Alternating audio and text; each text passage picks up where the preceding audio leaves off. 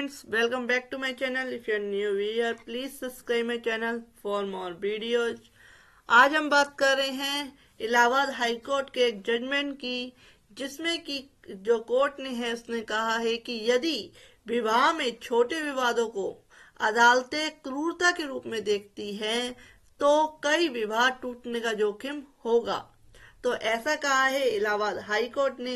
देखते हैं इसका फुल डिटेल क्या है, क्या इसका केस है, केस टाइटल क्या है, सारा इसकी डिटेल में आपको वीडियो के अंत तक बताऊंगी, तो आप वीडियो के साथ बने रहिए। तो एक कानूनी घटनाक्रम में इलाहाबाद हाई कोर्ट ने श्रीमती के खिलाफ रोहित चतुर्वेदी द्वारा दायर अपील पर एक उल्लेखनीय फैसला सुनाया है। नेहा चतुर्वेदी, यह अपील फैमिली कोर्ट एक्ट 1984 की धारा 19 के तहत दायर की गई थी, जिसमें 2014 की तलाक याचिका संख्या में अतिरिक्त प्रधान न्यायाधीश फैमिली कोर्ट गाजियाबाद के फैसले को चुनौती दी गई थी।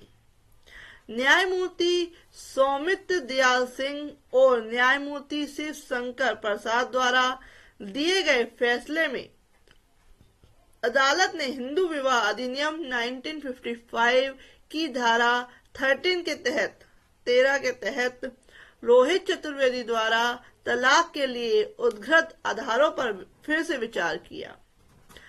अदालत ने प्रतिवादी के इनकार सहित क्रूरता के आरोपों को सावधानी पूर्वक जांच की।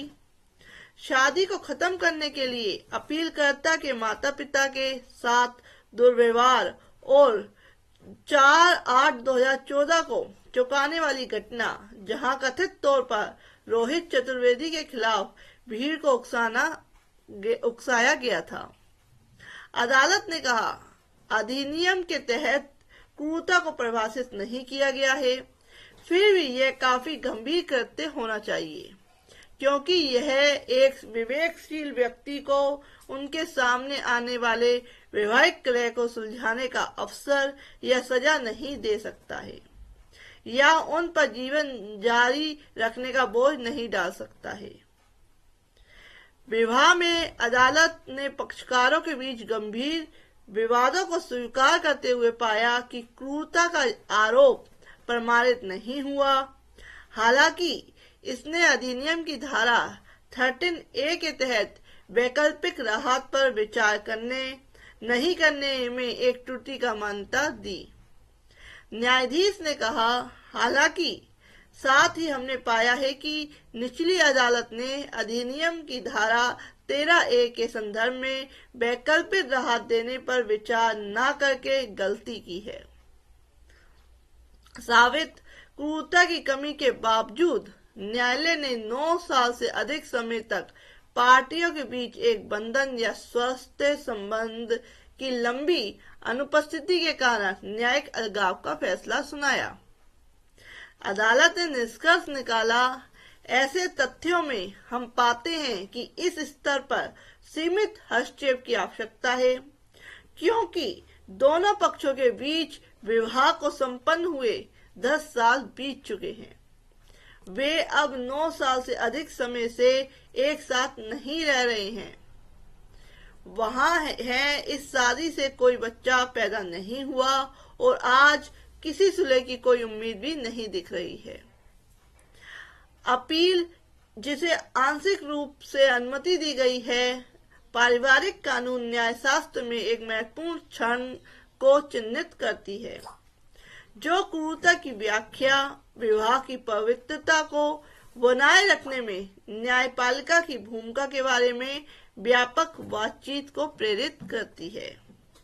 तो इस तरीके से इस केस में जो कहा गया, और जो कि विवाह में छोटे विवादों को अदालतें क्रूरता के रूप में अगर देखती हैं तो कई विवाह टूटने का जोखिम होगा। और इस तरीके से जो हर चीज को क्रूरता माना जाएगा तो उस में जो मैरिज लाइफ चल रही है, जो मैरिज रिलेशनशिप चल रहा है, उसमें क्या है, जो है वो विवाह खत्म होते जाएंगे, वो मैरिजें खत्म होते जाएंगी। तो इसमें जो है, इस केस में जो है, जो अपील जिसने करी थी उसने क्या है वह साबित नहीं कर पाया कि क्रूरता का मामला बनता था, लेकिन जो जोड़ा था वह 9 साल से अलग रह रहा था और इस तरीके से कोर्ट को लगा कि इनकी आपस में किसी तरह की वैवाहिक वो नहीं बन सकती, तो न्यायिक अलगाव का जो है फैसला सुनाया कोर्ट ने। और इसमें जो कहते हैं, जो इससे पता चलता है ऐसे केसों में अदालतें कहती हैं कि जो विवाह हो रहे हैं, मैरिज हो रहे हैं, एक क्रूरता जो वर्ड मिल गया है जिसके आधार पर कई केसेस लड़े जाते हैं, कई केसेस दाखिल किए जाते हैं, लेकिन ये क्रूरता को डिफाइन करने के लिए बहुत ही व्यापक परिस्थितियों को देखने पे विचार करना चाहिए। कोर्टों को देखना चाहिए कि क्या परिस्थितियों में है और किस तरीके से क्रूरता की गई है। तो क्रूरता जो है, वायलेंस जो है, उसको डिफाइन करना, उसका यह समझना कि क्या वाकई क्रूरता हुई है कि नहीं हुई है, ये सारा कुछ समझने के लिए कोर्ट को डीपली इस पे विचार करना चाहिए।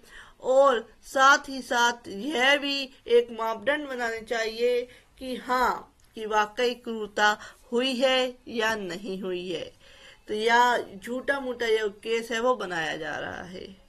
तो इसमें ये देखते हुए कि अदालतें जो होती हैं, हम देखते हैं आजकल जो शादी या मैरिज है वो कम हो रहे हैं और जो डिवोर्स है या मेंटेनेंस के केसेस हैं बहुत ज्यादा हो रहे हैं। तो ये चीजें होने से जो है वैवाहिक लाइफ है, और आजकल क्या है, युवा पीढ़ी मैरिज करने से भी कतरा रही है, क्योंकि वह नहीं चाहती कि वह अपना जो नॉर्मल जीवन जी रही है, अगर वो मैरिज कर लेती है, विवाह कर लेती है, तो उस केस में ऐसा ना हो कि उन्हें कानूनी पक्षों में पड़ना पड़ जाए। तो इसलिए आजकल की युवा पीढ़ी विवाह करने से, मैरिज करने से कतरा रही है, क्योंकि कई जगह पे जो है क्रूरता की जो केसेज आते हैं वो सही आते हैं, उसमें किसी तरह की कोई कमी नहीं होती, वाकई क्रूरता उस महिला पर, उस फैमिली पर हुई होती है। लेकिन कई केसेज ऐसे होते हैं जिसमें क्रूरता हो ही नहीं होती है, लेकिन उसे बना के रखा जाता है, उसे दिखाया जाता है कि हाँ वाकई क्रूरता हुई है, लेकिन असल में वह क्रूरता नहीं होती। तो इसको डिफाइन करना बड़ा ही मुश्किल है। कोर्ट भी इस पे जो कानून है उसमें फेरबदल करने में कतराती है कि अगर किसी भी तरीके से इस तरीके से चेंजेस कर दिए गए तो इसका अभी तो जो दुरुपयोग हो रहा है, लेकिन आगे हो सकता है इसका और ज्यादा दुरुपयोग होए। तो बहुत ही जटिल समस्या है। तो इस केस का जो टाइटल है वो है रोहित चतुर्वेदी बनाम श्रीमती नेहा चतुर्वेदी। केस नंबर है प्रथम अपील नंबर 295 ऑफ 2020। बेंच है जस्टिस सौमित्र दयाल सिंह, जस्टिस शिव शंकर प्रसाद की। और जो ये ऑर्डर किया गया है वो है ऑर्डर दिनांक 3/11/2023। तो फ्रेंड्स, आप ऐसी वीडियो के लिए प्लीज मेरे चैनल को सब्सक्राइब कीजिए। आप मेरे चैनल की प्लेलिस्ट में जाके अदर वीडियो देख सकते हैं। Thank you for watching this video.